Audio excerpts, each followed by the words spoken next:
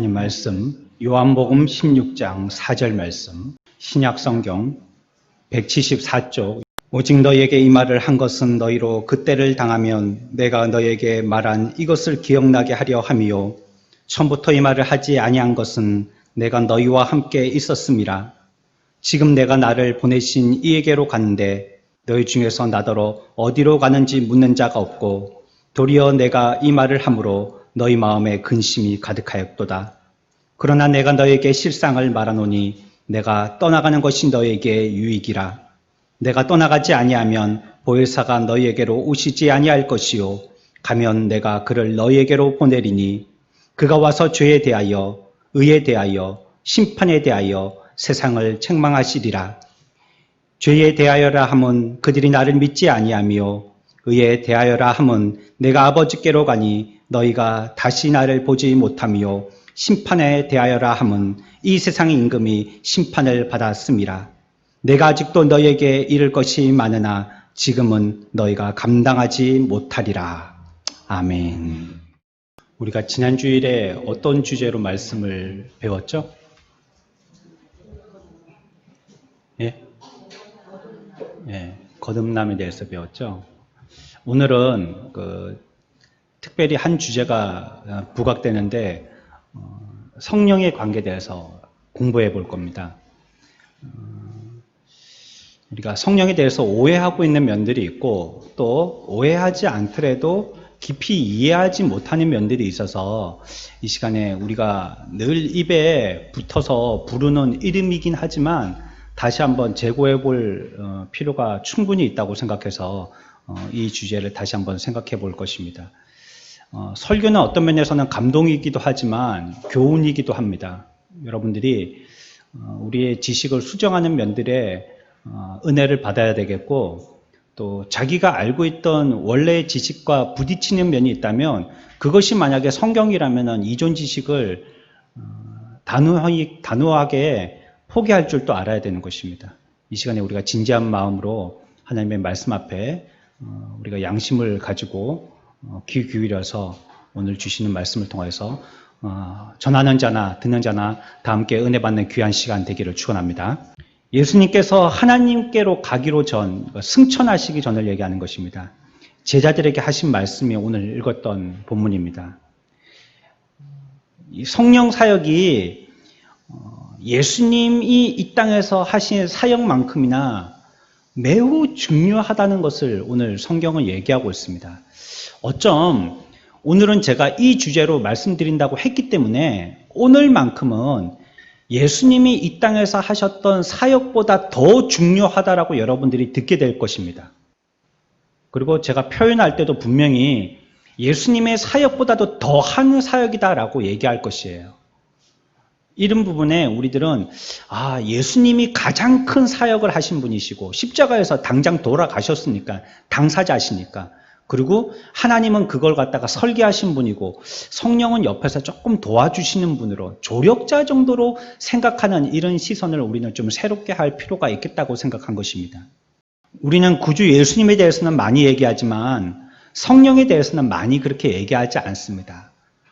간혹 무엇인가 도움이 필요한데 우리의 열광이 덜 하였을 때 덜 열광적일 때, 더 열광적이기 위해서 성령을 요청하는 것 말고는 성령을 그렇게 많이 얘기하지 않습니다. 그러나 성령은 구세주께서 가심을 보상하고도 남을 만큼 충분한 분이십니다.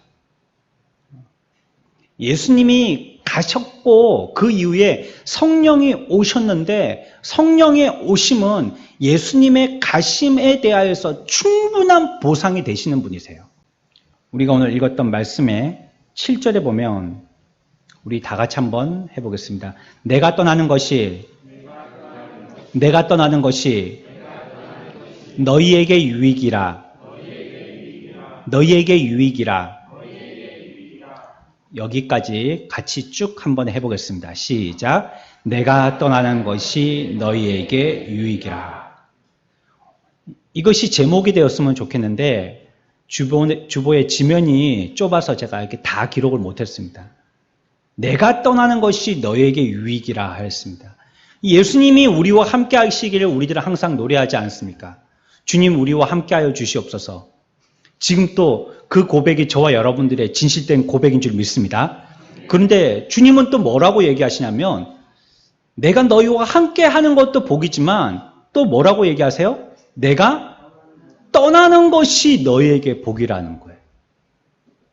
우리는 함께 하시는 걸 복이라고 생각하는데 주님은 승천하시기 전에 제자들에게 얘기하기를 내가 떠나는 것이 너희에게 복이라고 말씀하고 계세요.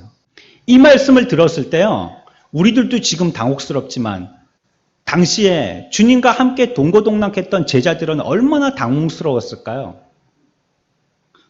항상 같이 있을 줄 알았던 그 예수님이 이제 떠나신다는데 떠나는 게 더 복이라고 말씀하시는 거예요. 제자들이 여러 가지 큰 고난을 당했거든요. 예수님과 같이 있으면서 여러 가지 위험에도 직면했었습니다. 여러 가지 사건들이 있었는데 그들이 당하였던 여러 가지 위험한 일들 중에서 최고로 위험했던 일이 무엇이냐고 묻는다면 바로 이 사건입니다. 이 사건보다도 그들이 위협을 느꼈던 일은 없었을 거예요.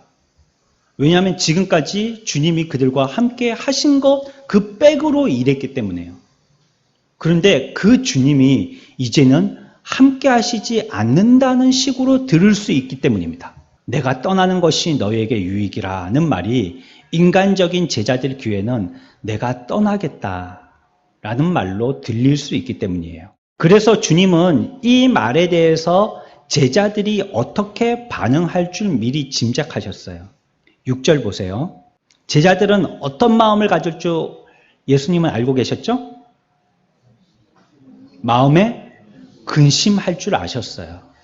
내가 이 말을 하면 너희들의 마음에 근심이 있을 줄 내가 안다라고 뭐 하셨다고요?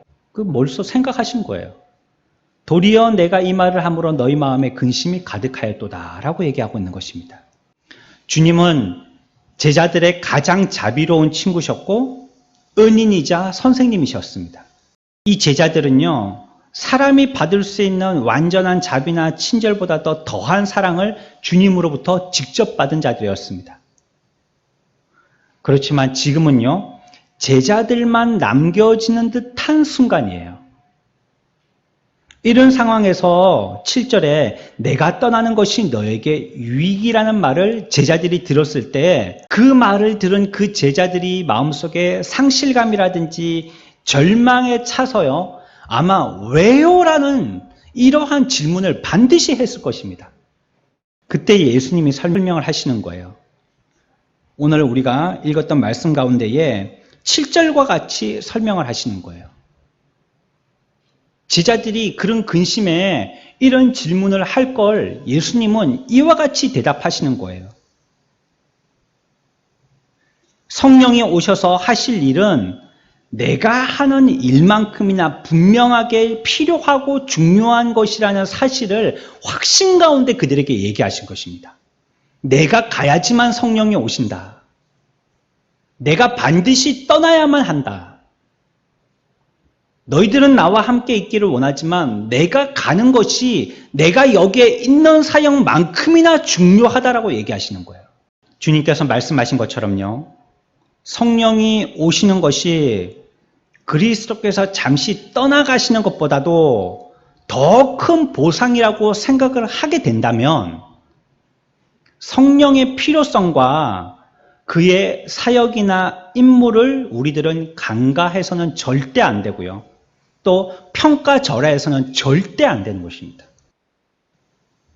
서두에도 말씀드린 것처럼 우리는 예수님에 대해서는 강조하는데요.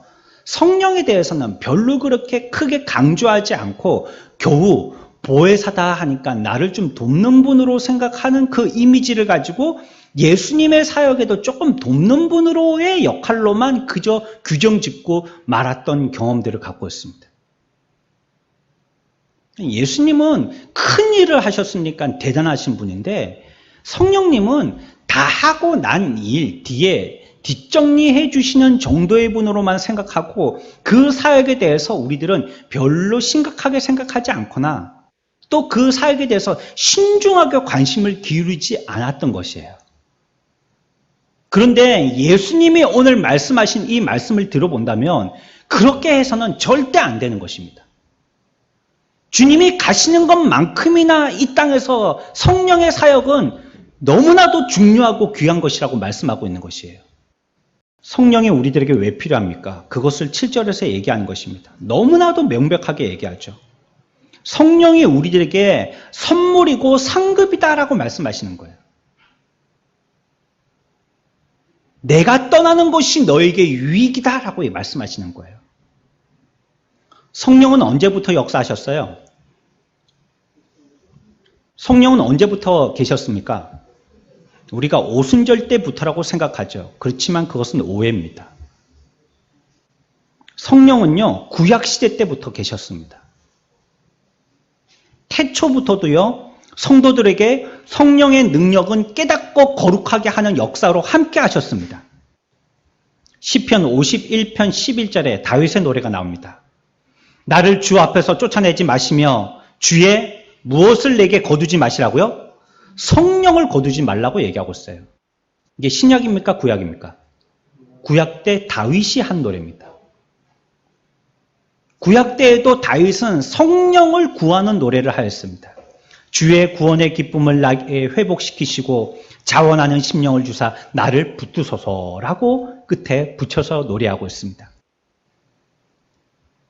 그런데 오순절 이후에 성령을 받으라 하신 그 성령은 왜 그렇게도 강조되었느냐는 것이에요. 이 성령은 구약 때부터 계셨던 성령이신데 왜 예수님이 떠나간 그 이후의 성령에 대해서 그렇게도 강조되었냐는 거예요. 오늘 주님께서 말씀하신 것처럼요. 성령이 떠나가심으로 말미암아 예수님의 사역이 완성되어지고 그분의 완전하심과 높아지심에 하나님 앞에 영광으로서 들려짐에 대하여서 완결이 되어지는 사건이기 때문에 그렇습니다. 마치 무엇이냐? 예수님이 승천하셔서 구원의 완성을 이루시는 것이 성령의 오심으로 도장 찍혀지는 것입니다. 그런데 그것이 이제는 이전과 같이 우리가 이미지로만 계셨던 하나님이 아니시고 이제는 나타나시는 하나님으로 이제 표현되기 때문입니다. 어떻게 나타나느냐? 마치 불과 같이, 마치 비둘기와 같이 눈으로 보고 손으로 느껴지는 정도로 강하게 나타나는 하나님으로 오순절의 성령이 임하시기 때문에 그 성령을 그렇게도 오순절 성령이라고 우리들은 강조하는 것입니다. 예수 그리스도의 오심이 구약 때 위대한 약속이었죠. 구약의 약속이 신약의 예수 그리스도의 오심을 통하여서 표현되었습니다. 그렇다면 성령의 오심은요, 신약의 위대한 약속인 거예요. 신약의 약속이 이제 성령의 오심으로 지켜진 것입니다. 그리스도는 이 땅에 오셔서 이 땅에 오시기 전부터요, 선지자, 제사장, 그리고 왕으로서의 사역을 수행하셨습니다. 이 땅에 오시기 전부터요. 마찬가지로 성령도요, 불처럼 비둘기처럼 느낄 수 있는 모습으로 임하시기 전부터 이미 강력하게 부어진 것입니다. 주님께서 부활하신 후에 승천하시기 직전에 성령의 오심에 대해서 제자들에게 다시 한번 말씀하셨어요. 사도행전 1장 4절에 보면 사도와 함께 모이사 그들에게 분부하여 이르시되 예루살렘을 떠나지 말고 내게서 들은 바 아버지께서 약속하신 것을 기다리라. 아버지께서 약속하셨다는 것입니다. 구약 때부터 약속하셨다는 것이에요. 요한은 물로 세례를 베풀었으나 너희는 몇 날이 못 되어서 무엇으로 세례를 받는다고요? 성령으로 세례를 받으리라 라고 말씀하시는 것입니다. 주님께서 떠나가신 이후에 성령의 부어주심이 있다는 것을 얘기하고 있어요. 그것은 주님이 높아지셨다는 증거이면서 상징이에요. 한 분이 가고 한 분이 되돌아오시는, 어떻게 보면 마라톤의 바톤 타치, 계주의 바톤 타치처럼 보일 수 있지만 이것은 물론 그런 의미도 분명히 있을 것입니다. 하지만 한면으로는 성령의 부어주심을 통하여서 예수님이 참으로 우리의 구원자시고 구세주가 되어지심을 높아지심의 표시가 된 것이에요. 그게 완결되어지고 그것의 증거가 되어진 것입니다. 예수님이 완전한 구원자이시다. 우리의 완전한 구주가 되신다는 것을 성령의 오심으로 완결하게 하셨다는 것이에요. 주님은요, 예수님은요, 그분의 능력을 지속적으로 사람들에게 보여주셨어요. 33년 동안이나 많은 사람들과 함께 하시면서 그의 능력, 그분이 하나님이시고 구세주이심을 많은 사람들에게 증거하여 나타내 보여주셨습니다. 그분이 나타나셨기 때문에 사람들이 보았고요. 또 요단강 가운데에서 세례 받으실 때 보이셨고요. 또 기적으로 수많은 사람들에게 그분의 능력을 또한 보여주셨고요. 부활로 그분의 능력을 보여주셨고요. 또 승천을 통하여서 그분의 능력을 보여주셨어요. 그런데 예수님께서 승천하실 때에 성경은 어떻게 표현하고 있냐면요. 이제 하늘로 올라가신 후에는 구름이 가리워서 저를 보이지 않게 하였더라 라고 얘기하고 있어요. 구름이 가리워서 예수님이 이제 보이지 않게 된 거예요. 이 땅에 계시는 동안은 예수님이 하나님이시고 구세주시라는 걸 갖다가 모든 삶을 통해서 표현해서 보여주셨는데요. 승천하신 다음에는 구름이 가려워서 이제 안 보이게 됐다는 거예요. 이제 더 이상 주님을 볼 수 없게 된 것입니다. 하지만 주님께서 승천하신 후에 자신이 높아지셨다는 것을 볼 수 있게 해주셨는데 그것이 무엇이냐? 그것이 성령이라는 거예요. 그분이 높아지셨다는 것을 더 이상 승천하신 이후에 구름이 가려워서 안 보여주시게 되셨는데 성령이 나타나심을 통하여서 그분이 높아지셨다는 것을 또 한 번 우리들에게 증거로 보여주셨다는 거예요. 그게 성령입니다. 그래서 구원은 분명히 있어. 예수 그리스도가 우리의 구세주임이 확실해. 이것에 대해서 증거에 가장 확실한 증거가 무엇이냐? 그것이 무엇이에요? 바로 성령입니다. 예수님이 우리의 구세주가 확실하다는 분명한 증거와 증인이 누구시냐면 바로 성령이시라는 거예요. 성령이 계시기 때문에 예수님이 우리에 대한 구원의 확실성이 더해지는 것입니다. 이보다도 더 특별한 증거는 없어요. 이보다 더 분명한 증거는 없는 것입니다. 그리스도께서 그래서 하늘로 올라가셨습니다. 눈에는 보이지 않게 되셨지만 성령을 통하여서 하나님께 높아지심이 되었다는 것이 증거되었습니다. 그로 말미암아 그리스도가 이제는 완전하시다는 게 증거로 나타나게 되었고요. 또 하나님 앞에 인정받았다는 표시가 되었고요. 또한 우리에게 그것이 소망이 되었다는 것을 증언하여 주시는 것입니다. 예수님이 그와 같이 구원자가 되신 이 표를 성령이 인쳐주신 것을 통하여서 이 모든 하나님께서 높여주셨다는 것, 그분이 완전케 되어졌다는 것, 또 우리들에겐 그로 말미암아 소망이 있다는 이 모든 것들이 다 증거되어지고 더 확실하게 되어진 것입니다. 그래서 성령의 사역은요, 크게 두 가지로 생각해 볼 수가 있어요. 서로 다른 완전한 다른 두 분류의 계획과 또 결과를 위해서 있게 되어지는데요. 하나는 세상을 책망하기 위해서 설계되어진 것입니다. 성령이 이 가운데 계심이 말이죠. 성령의 사역은요, 세상을 책망하기 위해 계신 것이에요. 또 한 가지는요, 교회를 인정하고 위로하기 위해서 성령이 계신 것입니다. 우리 아주 한번 정리해 봅시다. 성령의 사역 두 가지가 뭐라고요? 세상을 책망하시기 위함이고요. 또 한 가지는요, 교회를 인정하고 위로하시기 위한 것입니다. 성령이 그래서 계신 거예요. 성령이 우리의 욕심을 채우기 위한 어떤 에너지 충전 단자로서 우리들에게 역할을 하시는 분으로 활용하는 것이 아니고요.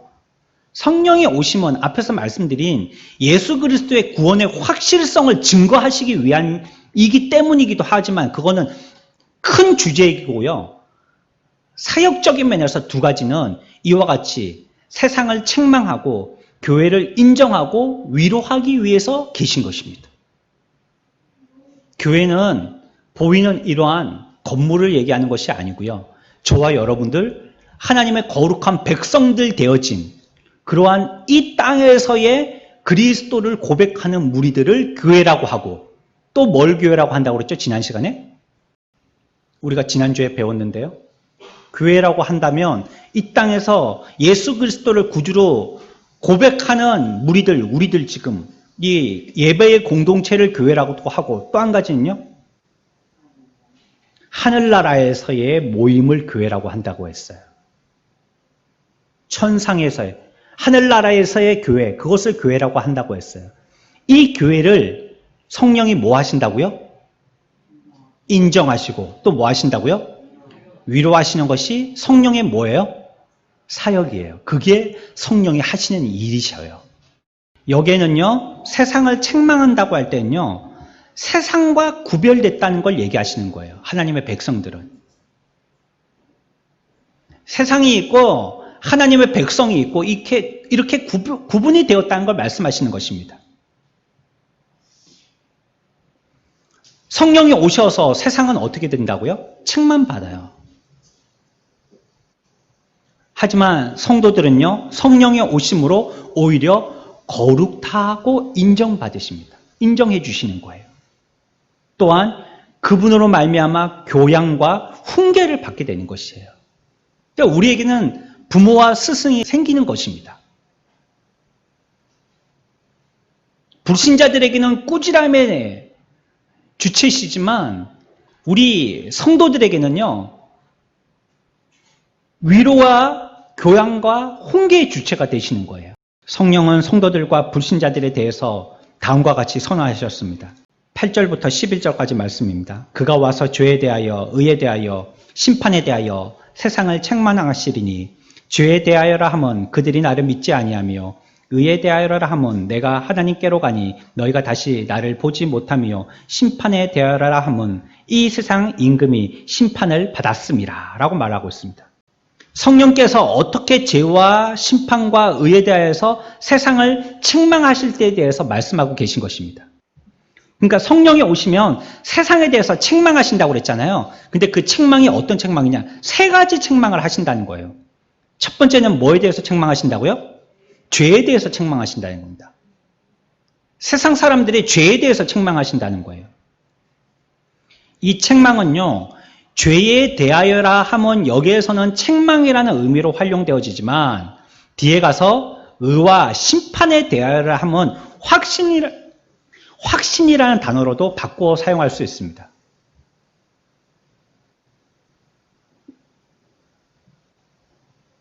책망하신다는 의미가 여러 가지가 있으니까요. 죄에 대해서는 책망을 하시는 것입니다. 왜 죄에 대해서 책망을 하냐면 죄는 당연히 책망받는 것이에요. 죄는. 여러분들이 죄를 지었잖아요.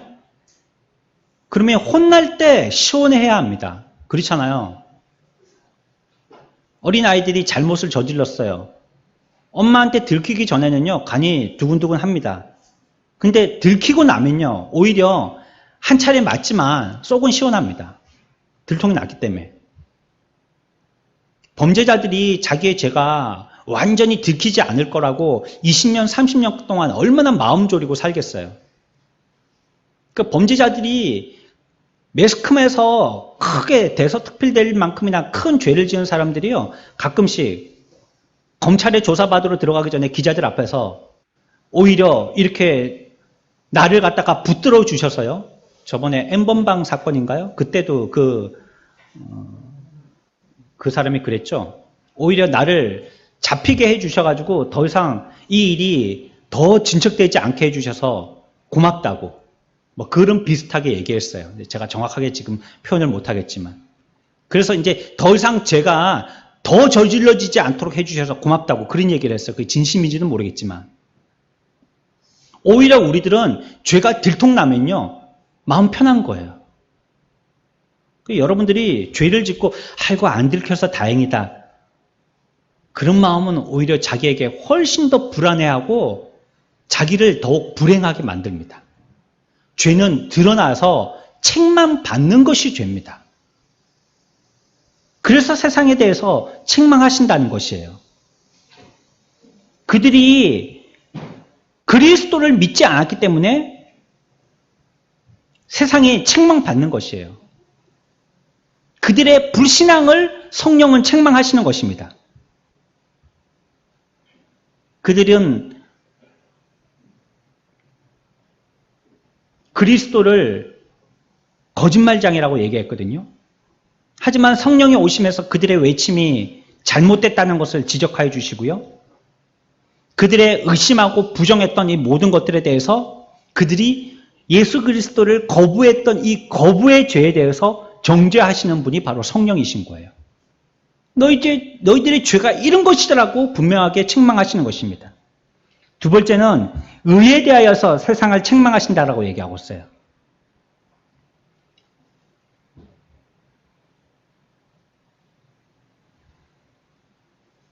유대인들이 그리스도를 악인이요 죄인이라고 했던 그분은요, 실상은 개인적으로도 그렇고 공적으로도 그렇고 구속자이고 의로운 분이라는 것을 통하여 의로운 분이라는 것을 성령이 오늘 우리들에게 선언하여 주시는 것입니다. 근데 그 선언이 무엇을 통하여서 선언하여 주시느냐? 바로 율법이라는 것을 통하여서 우리들에게 선언하여 주시는 거예요. 비록 그분이 죄인 취급을 받았지만 그분이 죄인이 아니라 의인이라는 것을 율법을 통하여서 성경을 통하여서 우리들에게 증언하여 주시는 거예요. 그리고 책망하시는 것입니다. 그것을 확실하게 하시는 분이 바로 성령이시다는 것을 얘기하는 것입니다. 세 번째는요, 성령이 오시면요, 심판에 대하여서 확실시켜 주십니다. 심판은요, 일반적인 심판도 있겠지만 더 큰 심판, 배교의 우두머리인 사탄 마귀에 대해서 심판을 책망하시는 것입니다. 그것을 확실히 하시는 것입니다. 이미 이에 대한 심판은요, 여인의 후손으로 오셔서 뱀의 머리를 상하게 하실 것이라는 말이 선언될 때부터 심판은 시작된 것입니다.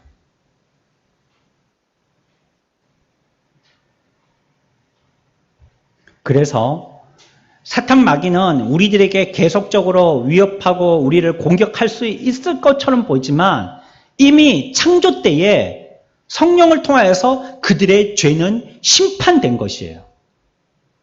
그래서 우리를 해할 수가 없는 것입니다. 우리를 넘어뜨릴 수가 없는 것입니다. 성령이 이미 그를 심판하였기 때문이에요.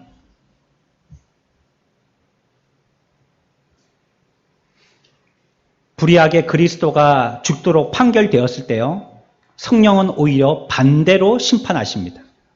그리스도께서 만유의 심판자가 되신다는 것을 말씀하셨어요. 세상은 그리스도를 죄인이라고 심판했지만 성령은 그리스도를 만유의 심판자라고 들어세워 주셨어요. 그래서 심판하는 사람 앞에 가서 그 사람을 심판하고 그 사람에게 질문합니다. 오히려 심판당하는 사람이요, 심판자 앞에 가서 질문하는 거예요. 누구의 권세로 하고 있는지, 너는 과연 나를 죄에 있다라고 심판할 것인지, 오히려 예수님이 심판하셔요. 이것을 성령이 드러내고 계신다고요, 지금. 세상의 권세자들을 친히 심판하는 분이시라는 사실을 증명하고 있는 것입니다.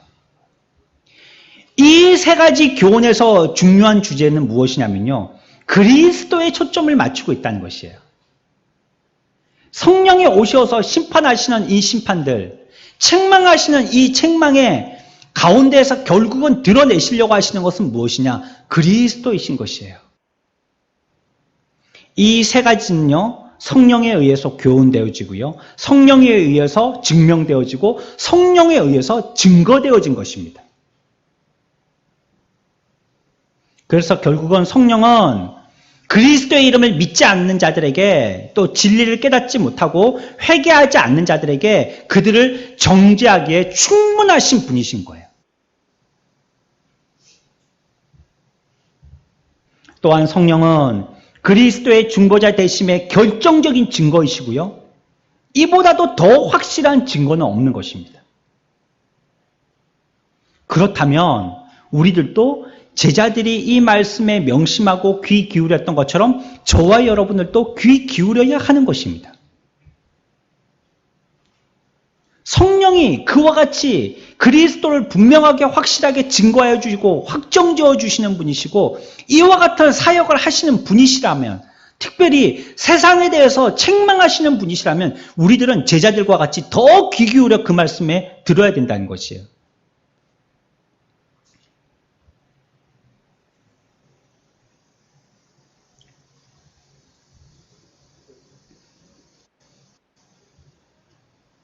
그 약속이 성취되었을 때 제자들은 큰 기쁨의 확신과 그 감정은요, 아마 하늘은 날 것 같았을 것입니다. 급하고 강한 바람 같은 소리를 듣고 불의 혀같이 갈라지는 것이 각 사람에게 임하는 것을 보았을 때요, 그들에게 새로운 능력이 충만한 것을 보았을 때요, 의로우신 주를 더욱더 구세주로 굳건하고 확실하게 믿을 수 있게 된 것입니다. 그러니까 이 시대의 저와 여러분들이 성령을 요청하고 성령을 통해서 우리가 무엇을 바랄 수 있냐면, 성령을 통해서 예수가 그리스도이시고 그분이 구세주이심을 확실하게 믿게 되어지는 것입니다. 분명하게 믿게 되어지는 것입니다. 성령이 오셔서 하시는 일이 그거라는 것이에요. 그렇게 책망하심으로, 세상을 책망하심으로 그리스도가 구세주이심을 우리에게 분명하게 말씀하신다는 거예요. 그러니까 우리가 성령을 통해서 뭐 해야 되느냐? 뜨거워지는 사람이 되게 하려고 하는 것이냐? 불이 막 혀같이 갈라져서 우리들에게 막 공격하고 놀라운 능력이 우리들에게 임하고 비둘기의 평화로운 막 능력이 우리 가운데 임하여 주시는 이것을 통해서 우리가 과연 무엇을 하려고 하는 것이냐? 과연 우리가 이 세상에서 예수 팔아먹는 점쟁이가 되려고 하는 것이냐? 아니라는 거예요. 성령은 오로지 한 주제만을 향해서 달려간다는 겁니다. 그게 뭐예요? 예수 그리스도라는 거예요. 예수 그리스도. 어디 거기에 내 이름이 나옵니까? 어디 거기에 내 능력을 발휘하기 위해서 예수 그리스도를 갖다가 에너지원으로 충전시킨다는 말이 나와요. 어디 거기에 예수 그리스도를 성령을 통해서 내 마음이 기쁘게 되고 뭐 병낫게 되어지고 뭐 내 마음이 완전히 순화되어지고 뭐 날 것 같은 마치 막 마약을 맞은 사람처럼 황홀경에 빠지게 되고, 어디 그런 말이 나와요? 성령이 하시는 일의 사역의 주제는요, 오로지 뭐라고요? 그리스도이십니다. 오직 그리스도예요. 그렇다면 제자들이 그 말을 듣고 깜짝 놀라서 거기에 대해서 관심을 기울였던 것처럼 우리들이 해야 될 일은 무엇이냐? 성령을 통해서 뭘 해야 돼요? 그리스도를 더욱더 굳건하게 믿는 것입니다. 이거 하는 겁니다. 성령을 통해서. 불로불로가 아니라. 그렇다면 성령이 여러분들에게 어떤 때는요, 차갑게 얘기하실 때가 있어요. 라오디게아 교회에 책망받은 것은요, 뜨겁지 않고 차갑지 않은 것이지 차가운 걸 책망받은 게 아니에요. 항상 그래서 우리는 뜨거워져야만 되는 줄 아는데 사람이 뜨거워지면요, 죽어요. 계속 뜨거워져 갖고 살겠어요? 여러분들이 24시간 열탕 속에 들어가 앉아있을 수 있어요? 뭐 건식, 습식, 사우나실에 24시간 들어갈 수 있어요? 죽어요, 그러면. 가끔씩 나와서 찬물에도 들어가고 바깥에 나와서 이제 뭐 새로운 공기도 쐬고 그래야지 살 수 있는 거예요. 그러니까 어떨 때는요, 성령이 우리에게 차갑게도 하신다면 진지한 이성으로도 임하신다는 거예요. 너 이거 모르지? 내가 잘 가르쳐 줄 테니까 정신 차리고 잘 들어봐. 하나하나 또박또박 가르쳐 주실 때가 있다는 거예요. 물론 어떨 때는 불이 임하시는 것처럼 우리를 뜨겁게 하실 때도 있습니다. 주체할 수가 없어가지고. 누가 나를 위해서 이 땅에 선교사로 갈고 할 때 나도 모르는 사이에 팔이 팍 올라가는 거예요. 성령이 나를 뜨겁게 하시는 거예요. 내가 주를 위해서 어떻게 나의 일생을 갖다가 사용할 건지, 이 젊은 나날을, 이 건강한 육신을, 우리에게 주신 풍요로운 시간들을 내가 녹슬어서 못 쓰게 하기보다는 달아서 다 써서 주님께 헌신하리라. 이런 마음의 뜨거움이 우리에게 불같이 임하더라는 것이에요. 성령은 예수 그리스도에 초점 맞추어서 어떨 때는 뜨겁게도 하시고 어떨 때는 차갑게도 하시는 겁니다. 그래서 불신자들은요, 성령의 나타나심을 통하여서요, 충분히 그리스도가 구세주이심을 알 수 있습니다. 모른다는 건 거짓말입니다. 그들이 모르고 싶을 뿐이지 모른다는 건 거짓말이에요. 세상에 하나님이 만물을 지으시고 그 모든 것들, 구세주를 알게 하시려고 지으신 것입니다. 그래서 이런 만물을 봄에도 불구하고 예수를 그리스도로 고백하지 않는 사람은 다른 것을 믿으려고 애를 쓰는 사람들입니다. 내가 믿을 수 있는 마음의 확신이 안 들기 때문이 아니라 다른 것을 믿고 싶은 마음이 있기 때문이에요. 그래서 구세주를 나의 구주로 영접하지 않는 거예요. 성령은 분명히 보여주시는 거예요. 그들의 책망을 통해서 보여주시는 거예요.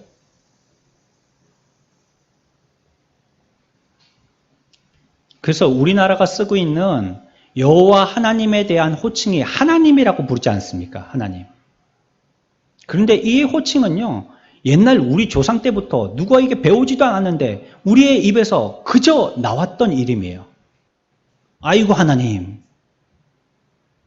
어떤 선교사가 와서 가르쳐 줄게요. 그 전부터도 우리들은 그렇게 얘기했어요. 우리의 양심은 이미 알고 있는 것입니다.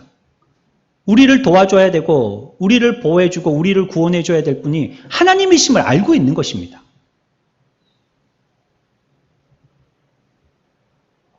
그렇다면 하나님의 백성 또는 세상에 세우신 교회를 위해서 성령이 하시는 일은 무엇입니까? 그 사역이 무엇입니까? 그것은 오늘 읽었던 말씀에서요, 그 이후에 12절과 14절까지의 말씀에 나와 있습니다. 앞에서의 말씀이라면 그것은 세상에 대해서 책망하시는 그런 사역을 하신 것이라면 뒤의 말씀은요, 교회를 위로하시고 교회에게 인정하시는 말씀이에요. 우리 12절부터 14절까지 다 같이 한번 읽어보겠습니다. 시작.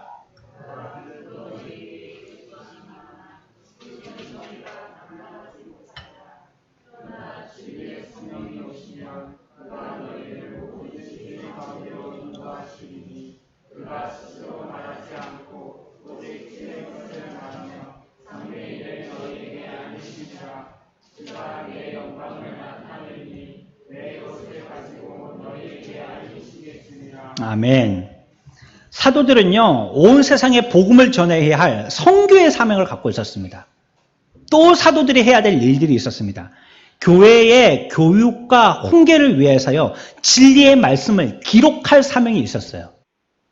앞으로 교훈받고 교육받고 훈계받도록 하기 위해서 하나님의 말씀으로 하나님의 말씀을 완성하여서 기록으로 남기는 일을 사도들이 했었어야 되는 것입니다. 그런데 이 일을 하려면 뭐가 필요했어요? 어떤 글씨, 어떤 문체, 어떤 펜, 어떤 도구, 어떤 종이가 필요했어요? 이 일을 하기 위해서는 뭐가 필요했어요? 바로 성령이 필요했다는 것입니다. 이 일을 하기 위해서. 사도들이 해야 될 선교의 사명을 완수하고 성경을 기록하여서 교훈하고 그들에게 계속적으로 훈계하기 위해서는요, 성령이 필요했다는 것이에요. 그래서 교회에 성령의 사역이 절대적으로 필요한 것입니다. 그래서 성령의 은사는요, 사도들만의 전유물은 아니었던 거예요. 그것을 통하여서 읽고 배우고 또 새롭게 깨달은 자가 생길 테니까요. 모든 교회와 성도들과 성도들을 위한 것입니다. 우리는 현재 모든 나라와 모든 시대의 하나님의 백성들이 성령의 교훈과 지도를 받는 소위 성령 사역의 시대에 살고 있습니다. 우리 이 시대는 성령의 눈에 보이는 은사가 거의 나타나지 않는 것이 사실입니다. 하지만 이 세상에서 성령이 여전히 그리스도의 증인이시고요, 교회의 주인이세요. 여전히 그의 백성들을 모든 진리로 인도하시고요, 교회의 교사로 또 살리고 거룩하게 하시는 분으로 보혜사로서 역사하시는 것입니다. 성령의 역사는 아직도 우리와 함께 하시는 거예요. 그런데 어떤 모습으로서 강하게 역사하시느냐? 앞에서 말씀드렸죠? 성령이 뭘 하게 하신다고요? 교회를 위해서는 사도들에게 뭘 하게 하셨다고 그랬어요? 복음을 전파하게 하셨다고 그랬죠? 이 일을 하게 하시는데 역할하게 하시고, 또 한 가지는요, 성경을 기록하게 하시는데 역할을 하셨다 했잖아요. 오늘날 성경은 완성됐습니다. 그렇다면 성경의 기록의 면에 대해서는 성령의 역사가 더 이상 나타나실 필요가 없는 것입니다. 그렇죠? 한 가지는 아직까지 살아계신 역사이죠. 뭘 하셔야 돼요? 복음 전파, 선교 사역에 대해서는 성령의 역사를 아직까지 하신다는 것입니다. 오늘날 성령은 무엇을 위해서 역사하시느냐? 교회를 인정하고 교회를 위로하는 이 면에 대해서는요, 선교 사역을 위한 역사로서 성령은 역사하시는 것이에요. 이적의 은사를 가끔 얘기하시는 분들이 계십니다.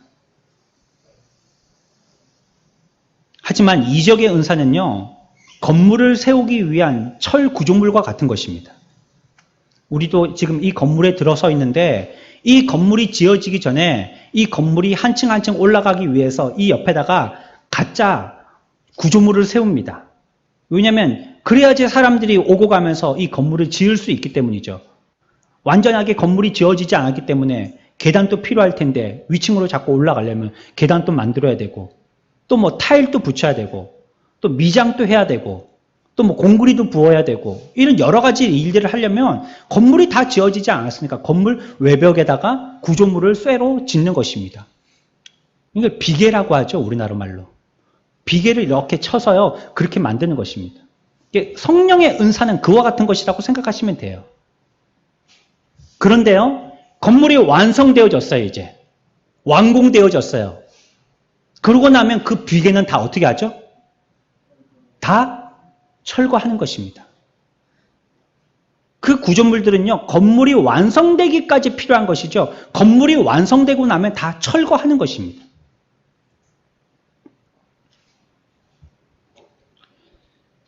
방언이나 각종 병 고치는 이적적인 은사 역시 그것과 같이 이제 중단된 것이에요. 그러나 하나님의 내주하시는 성령께서 자정하시는 하나님의 성전은 여전히 서 있는 것입니다. 아직도 완성되어진 주의 전 안에서 성령이 하시는 일이 있다면 그 일은 지속된다는 것이에요. 그 일이 무엇이라고요? 사도들로 통하여서 우리들에게 전달되어진 선교의 사명이라는 것입니다. 이것을 위하여서는 성령은 여전히 역사하신다는 거예요. 그래서 성령은요, 외적인 면으로도 나타나시고요, 내적인 면으로도 역사하신다는 이 두 가지의 특징을 다 가지고 계심을 우리들은 기억해야 합니다. 이적적인 은사는 중단되었지만요, 성령이 나타나시면요, 아직도 존재하고요, 그로 말미암아 세상은 책만 받고요, 교훈은 훈계하고 계세요. 그 성령의 역사는 여전히 계속 되어지는 것입니다. 그래서 성령이 지금도 계속적으로 역사하고 운행하고 계시며 이 일이 진행되고 있다는 것의 가장 강력한 증거는 무엇이냐? 그것이 바로 우리가 가지고 있는 이 성경입니다. 성령을 통하여서 완성되어진 성경이 이제 여전히 내적인 성령의 역사를 이루고 계신다는 것을 증거하여 주시는 것이 바로 이 성경이라는 거예요. 그 어떤 성령의 기적적인 은사보다도 더 강력한 증거의 표현이 바로 성경입니다.